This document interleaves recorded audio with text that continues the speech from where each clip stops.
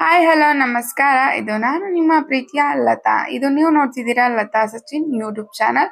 ಇವತ್ತಿನ ದಿನ ಹೇಗಿತ್ತು ಅಂತ ನಿಮ್ಮ ಹತ್ರ ಶೇರ್ ಮಾಡ್ಕೊಳ್ತಾ ಇದ್ದೀನಿ. ಬನ್ನಿ ತಪ್ಪದೇನೆ ವಿಡಿಯೋನ ಕಂಟಿನ್ಯೂ ಮಾಡೋಣ.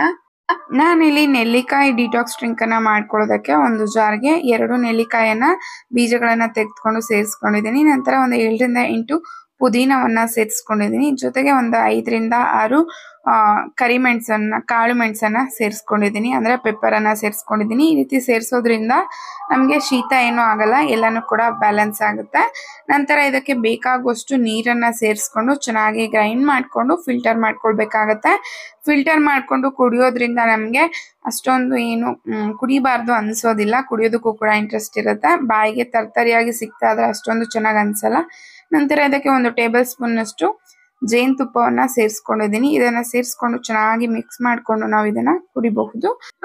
ಈ ನೆಲ್ಲಿಕಾಯನ್ನ ನಮ್ಮ ದಿನನಿತ್ಯದ ಆಹಾರದಲ್ಲಿ ತಗೊಳ್ಳೋದ್ರಿಂದ ನಮ್ಮ ಥೈರಾಯ್ಡ್ ಏನಿರುತ್ತೆ, ಥೈರಾಯ್ಡ್ ಅಥವಾ ಮಧುಮೇಹ ಏನಿರುತ್ತೆ ಅದನ್ನ ಬ್ಯಾಲೆನ್ಸ್ ಆಗಿ ಇಡೋದಕ್ಕೆ ಹೆಲ್ಪ್ ಮಾಡುತ್ತೆ. ಹಾಗೇನೆ ಡೈಜೆಷನ್ ಇಂಪ್ರೂವ್ ಮಾಡುತ್ತೆ. ಹಾಗೇನೆ ಯಾರಿಗೆಲ್ಲ ಸ್ಕಿನ್ ಪ್ರಾಬ್ಲಮ್ ಇರುತ್ತೆ ಅದಕ್ಕೂ ಕೂಡ ಹೆಲ್ಪ್ ಮಾಡುತ್ತೆ.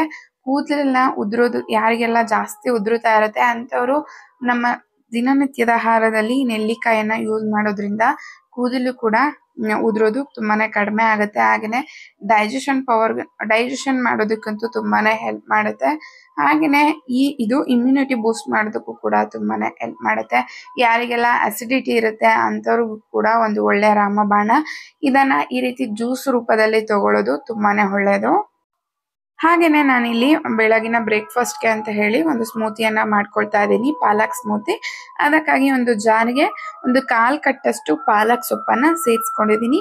ನಂತರ ಇದಕ್ಕೆ ಒಂದು 15 ರಿಂದ 20 ಒಣ ದ್ರಾಕ್ಷಿಯನ್ನ ಸೇರಿಸ್ಕೊಂಡಿದ್ದೀನಿ. ಇದನ್ನ ನೆನೆಸಿ ಕೂಡ ಸೇರಿಸ್ಕೊಳ್ಬಹುದು. ಹಾಗೇನೆ 2 ಖರ್ಜೂರವನ್ನ ಬೀಜಗಳನ್ನ ತೆಗೆದುಕೊಂಡು ಸೇರಿಸ್ಕೊಂಡಿದ್ದೀನಿ. ಹಾಗೆ 1 ಬಾಳೆಹಣ್ಣನ್ನ ಸೇರಿಸ್ಕೊಂಡಿದ್ದೀನಿ. ನಂತರ ಇದಕ್ಕೆ 1/4 ಟೇಬಲ್ ಸ್ಪೂನ್ ಅಷ್ಟು ಅಥವಾ ಅರ್ಧ ಟೇಬಲ್ ಸ್ಪೂನ್ ಅಷ್ಟು ಕಲ್ಲಂಗಡಿ ಬೀಜಗಳನ್ನ ಸೇರಿಸ್ಕೊಂಡಿದ್ದೀನಿ. ನಂತರ ಒಂದು 2 ಟೇಬಲ್ ಸ್ಪೂನ್ ಅಷ್ಟು ಜೇನುತುಪ್ಪವನ್ನ ಸೇರಿಸ್ಕೊಳ್ತಾ ಇದ್ದೀನಿ. ಇದು ನ್ಯಾಚುರಲ್ ಸ್ವೀಟ್ನರ್ ಆಗಿ ಹೆಲ್ಪ್ ಮಾಡುತ್ತೆ. ಹಾಗಾಗಿ ನಿಮ್ಗೆ ಜೇನುತುಪ್ಪ ಬೇಡ ಅಂದ್ರೆ ಬೆಲ್ಲ ಕೂಡ ಸೇರಿಸ್ಕೊಳ್ಬಹುದು. ಹಾಗೇನೆ ರುಬ್ಕೊಳ್ಳೋದಕ್ಕೆ ಬೇಕಾಗುವಷ್ಟು ನೀರು, ಹಾಗೇನೆ ಒಂದು 1/4 ಇಂಚಷ್ಟು ಚಕ್ಕೆಯನ್ನ ಸೇರಿಸ್ಕೊಂಡಿದ್ದೀನಿ. ಇದನ್ನ ಚೆನ್ನಾಗಿ ಗ್ರೈಂಡ್ ಮಾಡ್ಕೊಂಡು ನಾವು ಇಲ್ಲಿ 1 ಟೇಬಲ್ ಸ್ಪೂನ್ ಅಷ್ಟು ಬೇಸಿಲ್ ಸೀಡ್ಸ್ ಅಥವಾ ಕಾಮಕಸ್ತೂರಿ ಬೀಜವನ್ನ ನೆನೆಸಿಟ್ಕೊಂಡಿದ್ದೆ, ಅದಕ್ಕೆ ನಾನು ಇದನ್ನ ಸೇರಿಸ್ಕೊಳ್ತಾ ಇದ್ದೀನಿ. ನಾನಿಲ್ಲಿ ಗಾರ್ನಿಷ್ಗೆ ಅಂತ ಬಾದಾಮಿಯನ್ನ ಕುಟ್ಕೊಳ್ತಾ ಇದ್ದೀನಿ. ಇದನ್ನ ಚಾಪ್ ಮಾಡ್ಕೊಳ್ಳೋದಕ್ಕಾಗ್ಲಿ ಅಥವಾ ಡ್ರೈ ಫ್ರೂಟ್ ಚಾಪರ್ ಇರುತ್ತಲ್ಲ ಅದ್ರಲ್ಲಿ ಮಾಡ್ಕೊಳ್ಳೋದಕ್ಕೆ ತುಂಬಾನೇ ಕಷ್ಟ ಆಗುತ್ತೆ, ತುಂಬಾನೇ ಟೈಮ್ ತಗೊಳುತ್ತೆ. ಅದಕ್ಕಾಗಿ ಈಸಿ ಆಗಿ ನೋಡ್ತಾ ಇರ್ಬೋದು, ಕುಟಾಣಿಯಲ್ಲೇನೆ ಒಂದು 2 ನಿಮಿಷನೂ ಆಗಲ್ಲ, ಅಷ್ಟು ಬೇಗ ಎಲ್ಲ ಕೆಲ್ಸನೂ ಮುಗಿಯುತ್ತೆ. ನೋಡ್ತಾ ಇರ್ಬೋದು, ನಮ್ಗೆ ಯಾವ ಸೈಜಲ್ಲಿ ಬೇಕೋ ಆ ಸೈಜಲ್ಲಿ ನಾವು ಇದನ್ನ ಕುಟ್ಕೊಳ್ಬಹುದು. ಹೇಗೆ ನಮ್ಗೆ ಚಾಪ್ ಮಾಡಿದಾಗ ಸಿಗುತ್ತೆ ಅದೇ ರೀತಿ ಇರುತ್ತೆ. ನೋಡ್ತಾ ಇರ್ಬೋದು, ಇದನ್ನ ನಾನಿಲ್ಲಿ ಗಾರ್ನಿಷ್ಗೆ ಅಂತ ಸೇರಿಸ್ಕೊಳ್ತಾ ಇದ್ದೀನಿ. ಈ ರೀತಿ ಸೇರಿಸ್ಕೊಂಡು ಕುಡಿಯುವಾಗ ತುಂಬಾನೇ ಟೇಸ್ಟ್ ಚೆನ್ನಾಗಿರುತ್ತೆ. ಹಾಗೇನೆ ಕುಡಿಯೋದಕ್ಕೂ ಕೂಡ ಇಂಟ್ರೆಸ್ಟ್ ಇರುತ್ತೆ. ಯಾರತ್ರ ಚಾಪರ್ ಇರಲ್ಲ ಅಥವಾ ನೈಫಲ್ಲಿ ಕಷ್ಟ ಆಗುತ್ತೆ ಅನ್ನೋರು ಈ ಹ್ಯಾಕನ್ನ ಟ್ರೈ ಮಾಡ್ಬೋದು, ಖಂಡಿತ ಇಷ್ಟ ಆಗುತ್ತೆ. ಯಾರೆಲ್ಲ ನ್ಯೂಟ್ರಿಷಿಯಸ್ ಡಯಟ್ ಮಾಡ್ತಾ ಇದ್ದೀರಾ, ಊಟವನ್ನ ತಗೊಳ್ತಾ ಇದ್ದೀರಾ ಅಂತವರು ಈ ಪಾಲಕ್ ಸೊಪ್ಪನ್ನ ಸೇವಿಸಲೇಬೇಕು. ಅಂತವರಿಗೆ ಇದು ತುಂಬಾನೇ ಹೆಲ್ಪ್ ಮಾಡುತ್ತೆ. ಹಾಗೇನೆ ಇದರಲ್ಲಿ rich in vitamin C and vitamin E. ಇದರಲ್ಲಿ ಐರನ್ ಕೂಡ ಹೇರಳವಾಗಿರುತ್ತೆ. ಯಾರಿಗೆಲ್ಲ ಐರನ್ ಕೊರತೆ ಇರುತ್ತೆ ಅವರು ಅತಿ ಹೆಚ್ಚಾಗಿ ಪಾಲಕ್ ಸೊಪ್ಪನ್ನ ಬಳಸಬಹುದು. ಹಾಗೇನೆ ಇದು ಡೈಜೆಷನ್ಗಾಗಿರ್ಬೋದು ಅಥವಾ ಇಮ್ಯುನಿಟಿ ಬೂಸ್ಟ್ ಮಾಡೋದಕ್ಕೆ ತುಂಬಾನೇ ಹೆಲ್ಪ್ ಮಾಡುತ್ತೆ. ಇದರಲ್ಲಿ ಪೊಟ್ಯಾಷಿಯಂ ಮೆಗ್ನೀಷಿಯಂ ಕೂಡ ಹೇರಳವಾಗಿರುತ್ತೆ. ಯಾರಿಗೆಲ್ಲ ಟೈಮ್ ಇರಲ್ಲ, ಆಫೀಸ್ ಹೋಗ್ತಾರೆ, ಕಾಲೇಜ್ ಹೋಗ್ತಾರೆ ಅಂತವ್ರಿಗೆ ಬ್ರೇಕ್ಫಾಸ್ಟ್ ಅನ್ನ ಮಾಡ್ಕೊಳ್ಳೋದಕ್ಕೆ ಟೈಮ್ ಇಲ್ಲ ಅನ್ನೋರು ಒಂದು 10 ರಿಂದ 15 ನಿಮಿಷದೊಳಗನೆ ಆಗುವಂತ ಈ ಸ್ಮೂತಿಯನ್ನ ನಿಮ್ಮ ಬ್ರೇಕ್ಫಾಸ್ಟ್ಗೆ ಸೇರಿಸ್ಕೊಳ್ಬಹುದು. ಇದು ಎಲ್ಲಾನು ಕೂಡ ಬ್ಯಾಲೆನ್ಸ್ ಆಗಿರುವಂತ ಒಂದು ಬ್ರೇಕ್ಫಾಸ್ಟ್ ರೆಸಿಪಿ ಅಂತಾನೆ ಹೇಳ್ಬೋದು. ಇದನ್ನ ನಾವು ಪಾಲಕ್ ಸೊಪ್ಪಲ್ಲಿ ಮಾಡಿರೋದು ಅನ್ಸೋದೇ ಇಲ್ಲ, ಅಷ್ಟು ಟೇಸ್ಟಿಯಾಗಿರುತ್ತೆ. ಪಾಲಕ್ ಸೊಪ್ಪು ಸ್ಮೆಲ್ ಆಗ್ಲಿ ಅಥವಾ ಅದರ ಘಮ ಕೂಡ ನಮ್ಗೆ ಬರೋದಿಲ್ಲ. ಹಾಗಾಗಿ ನೀವು ಇದನ್ನ ಮಕ್ಳಿಗೂ ಕೂಡ ಕೊಡ್ಬೋದು. ಒಮ್ಮೆ ಟ್ರೈ ಮಾಡಿ ನೋಡಿ ಹೇಗಾಯ್ತು ಅಂತ ಕಮೆಂಟ್ ಸೆಕ್ಷನ್ ಅಲ್ಲಿ ತಿಳಿಸಿ. ಹಾಗೇನೆ ನಾನಿಲ್ಲಿ ರೈಸ್ ಮತ್ತೆ ಹಲವರನ್ನ ಸೇರಿಸ್ಕೊಂಡು ಒಂದು ಹೇರ್ ಪ್ಯಾಕ್ ಮಾಡ್ಕೊಳ್ತಾ ಇದ್ದೀನಿ. ಅದಕ್ಕಾಗಿ ಬೇಸ್ ಅಂತ ಅನ್ನವನ್ನ ಸೇರಿಸ್ಕೊಳ್ತಾ ಇದ್ದೀನಿ. ನಿಮ್ಮ ಏರ್ ಲೆಂತ್ ನೋಡ್ಕೊಂಡು ನೀವು ಅನ್ನವನ್ನ ಸೇರಿಸ್ಕೊಳ್ಬಹುದು. ನಂತರ ಇಲ್ಲಿ ನ್ಯಾಚುರಲ್ ಅಲೋವೆರಾ ಎಲೋವೆರಾ ಜೆಲ್ ಅನ್ನ ತಗೊಳ್ತಾ ಇದ್ದೀನಿ. ನಿಮ್ಗೆ ಇಲ್ಲ ಅಂದ್ರೆ ನೀವು ರೆಡಿಮೇಡ್ ಕೂಡ ಯೂಸ್ ಮಾಡ್ಬೋದು. ನ್ಯಾಚುರಲ್ ಎಲೋವೆರಾನ ತಗೊಂಡ್ರೆ ಒಳ್ಳೆ ರಿಸಲ್ಟ್ ಸಿಗುತ್ತೆ. ನಂತರ ಸ್ವಲ್ಪ ನೀರನ್ನ ಸೇರಿಸ್ಕೊಂಡು ಚೆನ್ನಾಗಿ ಗ್ರೈಂಡ್ ಮಾಡ್ಕೊಳ್ಬೇಕಾಗತ್ತೆ. ವಿಡಿಯೋದಲ್ಲಿ ಶೇರ್ ಮಾಡಿರೋ ಹಾಗೇನೆ ಕೂದಲಿಗೆ ಮತ್ತೆ ಅಂದ್ರೆ ಸ್ಕ್ಯಾಲ್ಪಿಗೆ ಮತ್ತೆ ಹೇರ್ ಲೆಂತ್ಗೂ ಕೂಡ ಇದನ್ನ ಅಪ್ಲೈ ಮಾಡ್ಬೇಕಾಗತ್ತೆ. ಡಿವೈಡ್ ಮಾಡಿ ಮಾಡಿ ಅಪ್ಲೈ ಮಾಡೋದ್ರಿಂದ ನಮ್ಮ ತಲೆ ಬುಡ ಎಲ್ಲದಕ್ಕೂ ಕೂಡ ಅಪ್ಲೈ ಮಾಡ್ಕೊಳ್ಬಹುದು. ಹಾಗೇನೆ ಈ ರೈಸ್ ಅನ್ನ ಯೂಸ್ ಮಾಡಿರೋದ್ರಿಂದ ನಮ್ಮ ಕೂದಲನ್ನ ಬೌನ್ಸಿ ಆಗಿಡೋದಕ್ಕಾಗಿರ್ಬೋದು ಅಥವಾ ಫ್ರಿಜ್ ಫ್ರೀ ಇಡೋದಕ್ಕೆ ಅಥವಾ ಡ್ಯಾಂಡ್ರಫ್ ಅನ್ನ ಕಡಿಮೆ ಮಾಡೋದಕ್ಕೂ ಕೂಡ ಇದು ಹೆಲ್ಪ್ ಮಾಡುತ್ತೆ. ಹಾಗೇನೆ ಹೇರ್ ಲೆಂತ್ ನ ಜಾಸ್ತಿ ಮಾಡೋದಕ್ಕೂ ಕೂಡ ಈ ರೈಸು ನಮ್ಮ ಕೂದಲಿಗೆ ಹೆಲ್ಪ್ ಮಾಡುತ್ತೆ. ಹಾಗೇನೆ ಕೂದಲಿನ ಎಲಾಸ್ಟಿಸಿಟಿನೂ ಕೂಡ ಜಾಸ್ತಿ ಮಾಡುತ್ತೆ. ಸಿಲ್ಕಿ ಹೇರ್ ಅನ್ನು ಕೊಡೋದಕ್ಕೂ ಕೂಡ ರೈಸು ಹೆಲ್ಪ್ ಮಾಡುತ್ತೆ. ಹಾಗೇನೆ ಈ ಪ್ಯಾಕ್ ಅಲ್ಲಿ ರೈಸ್ ಜೊತೆಗೆ ನಾವು ಅಲೋವೆರಾನ ಯೂಸ್ ಮಾಡಿದ್ವಿ. ಅಲೋವೆರಾ ನಮ್ಮ ಸ್ಕ್ಯಾಲ್ಪ್ ಅನ್ನ ಜೆಂಟಲ್ ಆಗಿ ಕ್ಲೆನ್ಸ್ ಮಾಡುತ್ತೆ. ಹಾಗೇನೆ ಬ್ರೇಕೇಜ್ ಏನಾದ್ರು ಇದ್ರೆ ಅದು ಕೂಡ ಕಡಿಮೆ ಮಾಡುತ್ತೆ. ಹಾಗೆ ನಮ್ಮ ಹೇರ್ ಲೆಂತ್ ಅನ್ನ ಕಂಡೀಷನ್ ಆಗಿ ಇಡೋದಕ್ಕೂ ಕೂಡ ಹೆಲ್ಪ್ ಮಾಡುತ್ತೆ. ಅಲೋವೆರಾದಲ್ಲಿ ನಮ್ಗೆ ವಿಟಮಿನ್ ಇ ಹಾಗೆ ವಿಟಮಿನ್ ಸಿ B12 ಇರೋದ್ರಿಂದ ನಮ್ಮ ಏರ್ ಗ್ರೋತ್ ಅನ್ನ ಹೆಚ್ಚಿಸುತ್ತೆ ಅಂತಾನೆ ಹೇಳ್ಬೋದು. ಹಾಗೇನೆ ಇದರಲ್ಲಿ ಫಾಲಿಕ್ ಆಸಿಡ್ ಹಾಗೇನೆ ಕೊಲಿನ್ ಇರೋದ್ರಿಂದ ನಮ್ಮ ಏರ್ ಗ್ರೋತ್ಗೆ ತುಂಬಾನೇ ಹೆಲ್ಪ್ ಮಾಡುತ್ತೆ. ಏರ್ ಗ್ರೋತ್ ನ ಇದು ಪ್ರಮೋಟ್ ಮಾಡುತ್ತೆ. ಅಲೋವೆರಾನ ಯೂಸ್ ಮಾಡೋದ್ರಿಂದ ನಮ್ಮ ಹೇರ್ ಬ್ರೇಕ್ ಡೌನ್ ಆಗೋದಾಗ್ಲಿ ಅಥವಾ ಹೇರ್ ಲಾಸ್ ಆಗೋದಾಗ್ಲಿ ಅದು ಕ್ರಮೇಣವಾಗಿ ಕಡಿಮೆ ಆಗ್ತಾ ಬರುತ್ತೆ. ವೀಕ್ಲಿ ಒನ್ಸ್ ಆದ್ರೂ ನೀವು ಈ ಹೇರ್ ಪ್ಯಾಕ್ ಅನ್ನ ಯೂಸ್ ಮಾಡ್ಬೇಕಾಗತ್ತೆ. ವೀಕ್ಲಿ ಒನ್ಸ್ ಯೂಸ್ ಮಾಡಿದ್ರೆ ಇದ ನಿಮ್ಗೆ ಒಳ್ಳೆ ರಿಸಲ್ಟ್ ಅನ್ನ ಕಾಣ್ಬೋದು. ಒಂದೇ ಟೈಮ್ಗೆ ನೀವು ಈ ರಿಸಲ್ಟ್ ಅನ್ನ ನೋಡ್ಬೋದು. ಹೇರ್ ಎಲ್ಲ ನರಿಶ್ ಆಗಿರುತ್ತೆ ಹಾಗೆ ಕಂಡೀಷನ್ ಆಗಿರುತ್ತೆ. ನೀವು ಈ ರಿಸಲ್ಟ್ ಅನ್ನ ಒಂದೇ ವರ್ಷದಲ್ಲಿ ನೋಡ್ಬೋದು. ಹಾಗೇನೆ ಈ ಪ್ಯಾಕ್ ಅನ್ನ ನೀವು ಬಾಡಿಯೂ ಕೂಡ ಯೂಸ್ ಮಾಡ್ಬೋದು, ಫೇಸ್ಗೂ ಕೂಡ ಯೂಸ್ ಮಾಡ್ಬೋದು. ಈ ರೀತಿ ಚೆನ್ನಾಗಿ ನೀವು ಮಸಾಜ್ ಮಾಡ್ಕೊಂಡು ಒಂದು 30 ಮಿನಿಟ್ಸ್ ಬಿಟ್ಟು ವಾಶ್ ಮಾಡೋದ್ರಿಂದ ನಿಮ್ಮ ಸ್ಕಿನ್ಗೆ ಒಂದು ಗ್ಲೋ ಸಿಗುತ್ತೆ. ಹಾಗೇನೆ ವೈಟ್ನಿಂಗ್ ಆಗಿರ್ಬೋದು ಅಥವಾ ಸ್ಕಿನ್ ಬ್ರೈಟ್ನಿಂಗ್ಗೆ ಈ ಪ್ಯಾಕು ತುಂಬಾನೇ ಹೆಲ್ಪ್ ಮಾಡುತ್ತೆ. ನೀವು ಹೊರಗಡೆ ಯೂಸ್ ಮಾಡೋದಕ್ಕಿಂತ ಬೇರೆ ಪ್ಯಾಕ್ಗಳನ್ನ ಈ ರೀತಿ ನ್ಯಾಚುರಲ್ ಆಗಿ ಹೋಮ್ ರೆಮಿಡಿಯನ್ನ ಯೂಸ್ ಮಾಡ್ಬೋದು.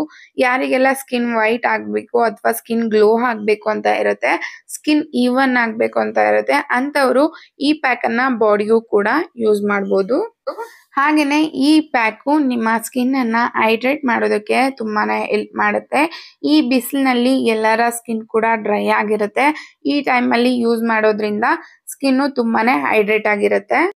ಬಾಡಿಗೆ ಬೇಡ ಅಂದ್ರೆ ಬರೀ ನೀವು ಫೇಸ್ಗೆ ಕೂಡ ಅಪ್ಲೈ ಮಾಡ್ಬೋದು. ಫೇಸ್ ಹೈಡ್ರೇಟ್ ಆಗಿ ಗ್ಲೋ ಆಗಿ ಇಡೋದಕ್ಕೆ ಈ ಪ್ಯಾಕು ತುಂಬಾನೇ ಹೆಲ್ಪ್ ಮಾಡುತ್ತೆ.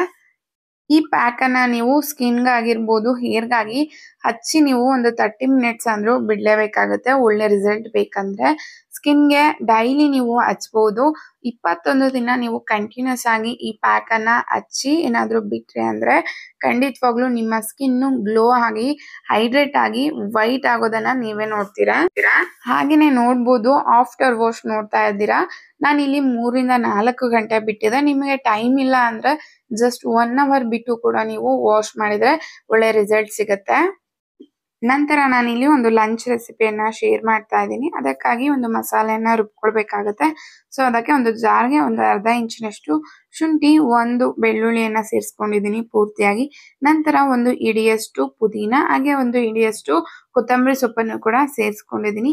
ನಂತರ ಇದಕ್ಕೆ ಒಂದು 2 ಟೇಬಲ್ ಸ್ಪೂನ್ ಅಷ್ಟು ತೆಂಗಿನಕಾಯಿ ತುರಿ ಹಾಗೇನೆ 1 ಟೇಬಲ್ ಸ್ಪೂನ್ ಅಷ್ಟು ಧನಿಯಾ ಕೊತ್ತಂಬರಿ ಕಾಳನ್ನ ಸೇರಿಸ್ಕೊಂಡು ಬೇಕಾಗುವಷ್ಟು ನೀರನ್ನ ಸೇರಿಸ್ಕೊಂಡು ಚೆನ್ನಾಗಿ ಗ್ರೈಂಡ್ ಮಾಡ್ಕೊಳ್ಬೇಕಾಗತ್ತೆ. ತುಂಬಾ ತರ್ತರಿ ಇರಬಾರ್ದು, ನುಣ್ಣಗೆ ಮಾಡ್ಕೊಳ್ಬೇಕು. ನಂತರ ಒಂದು ಕುಕ್ಕರ್ಗೆ ನಾನಿಲ್ಲಿ ಒಂದು 2 ಟೇಬಲ್ ಸ್ಪೂನ್ ಅಷ್ಟು ತುಪ್ಪ ಹಾಗೇನೆ 2 ಟೇಬಲ್ ಸ್ಪೂನ್ ಅಷ್ಟು ಅಡಿಗೆ ಎಣ್ಣೆನ ಸೇರಿಸ್ಕೊಳ್ತಾ ಇದ್ದೀನಿ. ನಾನಿಲ್ಲಿ ಕೊಬ್ಬರಿ ಎಣ್ಣೆ ಯೂಸ್ ಮಾಡಿದ್ದೀನಿ. ಹಾಗೇನೆ 1 ಇಂಚಷ್ಟು ಚಕ್ಕೆ, 1 ಮರಾಠಿ ಮೊಗ್ಗು, 2 ಏಲಕ್ಕಿ ಹಾಗೆ 4 ಲವಂಗ, 1 ಪಲಾವ್ ಎಲೆಯನ್ನ ಯೂಸ್ ಮಾಡ್ಕೊಂಡಿದ್ದೀನಿ. ಹಾಗೆ 1 ಟೀ ಸ್ಪೂನ್ ಅಷ್ಟು ಸೋಂಪನ್ನ ಯೂಸ್ ಮಾಡ್ಕೊಂಡಿದ್ದೀನಿ. ಸೋಂಪಿಲ್ಲ ಅಂದ್ರೆ ಜೀರಿಗೆ ಕೂಡ ಯೂಸ್ ಮಾಡ್ಬೋದು. ಡೈಜೆಷನ್ಗೆ ತುಂಬಾ ಹೆಲ್ಪ್ ಆಗುತ್ತೆ. ಹಾಗೆ ಒಂದು 2 ಈರುಳ್ಳಿ ಹಾಗೆ ಒಂದು 3 ರಿಂದ 4 ನುಗ್ಗೆಕಾಯಿಯನ್ನ ಸೇರಿಸ್ಕೊಂಡಿದ್ದೀನಿ. ನಂತರ ಒಂದು ಇಡಿಯಷ್ಟು ಮೆಂತ್ಯ ಸೊಪ್ಪನ್ನ ಸಣ್ಣದಾಗಿ ಕಟ್ ಮಾಡಿ ಸೇರಿಸ್ಕೊಂಡಿದ್ದೀನಿ. ನಂತರ ಇದನ್ನ ಚೆನ್ನಾಗಿ ಫ್ರೈ ಮಾಡ್ಕೊಳ್ಬೇಕಾಗತ್ತೆ. ಸ್ವಲ್ಪ ಈರುಳ್ಳಿ ಟ್ರಾನ್ಸ್ಪರೆಂಟ್ ಆಗೋವರೆಗೂ ಈ ಎಣ್ಣೆಯಲ್ಲಿ ಅಥವಾ ತುಪ್ಪದಲ್ಲಿ ಫ್ರೈ ಮಾಡ್ಕೊಳ್ಳಿ. ನಂತರ ಒಂದು ನೆನೆಸಿರುವಂತ ಬಟಾಣಿ ಅಂದ್ರೆ ಒಂದು ಇಡಿಯಷ್ಟು ಸೇರಿಸ್ಕೊಂಡಿದೀನಿ. ಹಾಗೆ ಒಂದು ಟೊಮೊಟೊ ಹಣ್ಣನ್ನ ಸೇರಿಸ್ಕೊಂಡಿದೀನಿ. ನಂತರ ಇದಕ್ಕೆ ರುಬ್ಕೊಂಡು ಇಟ್ಕೊಂಡಿರುವಂತ ಪೇಸ್ಟ್ ಅನ್ನ ಸೇರಿಸ್ಕೊಂಡು ಖಾರಕ್ಕೆ ನೋಡ್ಕೊಂಡು ಖಾರದ ಪುಡಿಯನ್ನ ಸೇರಿಸ್ಕೊಂಡು ಚಿಟಿಕೆಯಷ್ಟು ಅರಿಶಿನವನ್ನ ಸೇರಿಸ್ಕೊಂಡು ಒಮ್ಮೆ ಚೆನ್ನಾಗಿ ಮಿಕ್ಸ್ ಮಾಡ್ಕೊಳ್ಬೇಕಾಗತ್ತೆ. ಇದನ್ನ ಚೆನ್ನಾಗಿ ಮಿಕ್ಸ್ ಮಾಡ್ಕೊಂಡಾದ್ಮೇಲೆ ಒಂದು 4 ರಿಂದ 5 ನಿಮಿಷ ಚೆನ್ನಾಗಿ ಕುದಿಸ್ಕೊಳ್ಬೇಕು. ಎಣ್ಣೆ ಎಲ್ಲ ತೇಲೋ ತನಕ ಕುದಿಸ್ಕೊಂಡ್ರೆ ಟೇಸ್ಟ್ ತುಂಬಾನೇ ಚೆನ್ನಾಗಿ ಬರುತ್ತೆ. ನಂತರ ಬೇಕಾಗುವಷ್ಟು ನೀರನ್ನ ಸೇರಿಸ್ಕೊಳ್ಳಿ. ನಾನಿಲ್ಲಿ ಅರ್ಧ ಕಪ್ ರೈಸ್ ಅನ್ನ ತಗೊಂಡಿದ್ದೀನಿ, ಹಾಗಾಗಿ 1 ಕಪ್ ನಷ್ಟು ನೀರನ್ನ ಸೇರಿಸ್ಕೊಂಡಿದ್ದೀನಿ. ಉದುದ್ರಾಗಿ ಬರುತ್ತೆ ಇಷ್ಟು ನೀರನ್ನ ಸೇರಿಸ್ಕೊಂಡ್ರೆ. ನಂತರ ತೊಳೆದಿಟ್ಕೊಂಡಿರುವಂತ ಅಕ್ಕಿಯನ್ನ ಸೇರಿಸ್ಕೊಂಡಿದ್ದೀನಿ. ನೀವು ಯಾವ ರೈಸ್ ಅನ್ನಾದ್ರೂ ಯೂಸ್ ಮಾಡ್ಬೋದು. ನಾನಿಲ್ಲಿ ಸೋನಾ ಮಸೂರಿ ಯೂಸ್ ಮಾಡಿದ್ದೀನಿ. ನಂತರ ಒಂದು ನಿಂಬೆಹಣ್ಣು ಹಾಗೇನೆ ರುಚಿಗೆ ತಕ್ಕಷ್ಟು ಉಪ್ಪನ್ನ ಸೇರಿಸ್ಕೊಳ್ಳಿ. ನೀವು ಇದಕ್ಕೆ ಜೀರಾ ರೈಸ್ ಅಥವಾ ಬಾಸುಮತಿ ರೈಸ್ ಯಾವ್ದನ್ನಾದ್ರೂ ಬಳಸ್ಕೊಳ್ಬಹುದು. ನಂತರ ಲಿಡ್ ಅನ್ನ ಮುಚ್ಚಿ 2 ವಿಜಲ್ ಬರ್ಸ್ಕೊಳ್ಬೇಕಾಗತ್ತೆ. ನೋಡ್ತಾ ಇರ್ಬೋದು ಕುಕ್ಕರ್ ಎಲ್ಲ ವಿಜಲ್ ಆಗಿ ಆರಿದ್ಮೇಲೆ ತೋರಿಸ್ತಾ ಇದ್ದೀನಿ ಎಷ್ಟು ಉದುದ್ರಾಗಿ ಆಗಿದೆ ಅಂತ. ಟೇಸ್ಟ್ ಕೂಡ ಅಷ್ಟೇ ಚೆನ್ನಾಗಿ ಬಂದಿತ್ತು. ಇಲ್ಲಿ ಕೊತ್ತಂಬರಿ ಸೊಪ್ಪನ್ನ ಸೇರಿಸೋ ಅವಶ್ಯಕತೆ ಇರಲ್ಲ, ನಾವು ರುಬ್ಕೊಳ್ಳೋದಕ್ಕೆ ಸೇರಿಸಿರ್ತೀವಲ್ಲ. ಬಿಸಿ ಇದ್ದಾಗ್ಲೇನೆ ನೀವು ಉಪ್ಪನ್ನ ನೋಡ್ಕೊಂಡು ಬೇಕಂದ್ರೆ ಸೇರಿಸ್ಕೊಳ್ಬಹುದು. ರುಚಿಗೆ ನೋಡ್ಕೊಂಡು ಒಮ್ಮೆ ಚೆನ್ನಾಗಿ ಮಿಕ್ಸ್ ಮಾಡ್ಕೊಂಡು ನೀವು ಸರ್ವ್ ಮಾಡ್ಬೋದು. ಬರೀ ನುಗ್ಗೆಕಾಯಲ್ಲಿ ಸಾಂಬಾರನ್ನೇ ಮಾಡ್ತಾ ಇದ್ರಿ ಅಥವಾ ಬರೀ ಬೇರೆ ರೆಸಿಪಿಗಳನ್ನ ಟ್ರೈ ಮಾಡಿದ್ರೆ ಅಂದ್ರೆ ಈ ರೆಸಿಪಿಯನ್ನ ಒಮ್ಮೆ ಟ್ರೈ ಮಾಡಿ. ಖಂಡಿತವಾಗ್ಲೂ ತುಂಬಾನೇ ಚೆನ್ನಾಗಾಗುತ್ತೆ, ತುಂಬಾನೇ ಟೇಸ್ಟಿಯಾಗಿ ಆಗುತ್ತೆ. ಲಂಚ್ ಅನ್ನ ಮುಗಿಸ್ಕೊಂಡು ಆಚೆ ಸ್ವಲ್ಪ ಕೆಲಸ ಇತ್ತು ಅಂತ ಹೇಳ್ಬಿಟ್ಟು ನಾನು ನನ್ನ ಹಸ್ಬೆಂಡು ಹೊರಟ್ವಿ.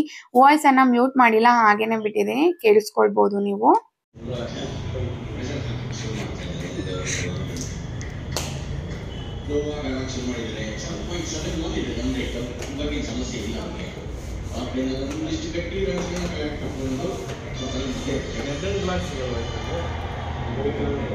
ಚಿನಿ ಈ ಕಡೆ ತೋರಿಸು ಚಿನಿ ಐಫೋನು.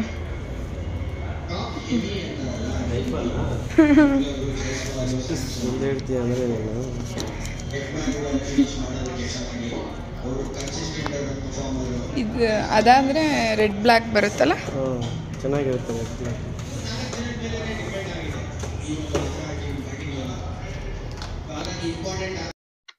ಏನಿಲ್ಲ, ಒಂದು ಬ್ಲೂಟೂತ್ ನೆಕ್ ಬ್ಯಾಂಡ್ ಅನ್ನ ತಗೊಂಡು ಐಫೋನ್ ರೇಂಜಿಗೆ ಓಪನ್ ಮಾಡ್ಕೊಂಡು ತಗೊಂಡ್ ಬಂದ್ವಿ.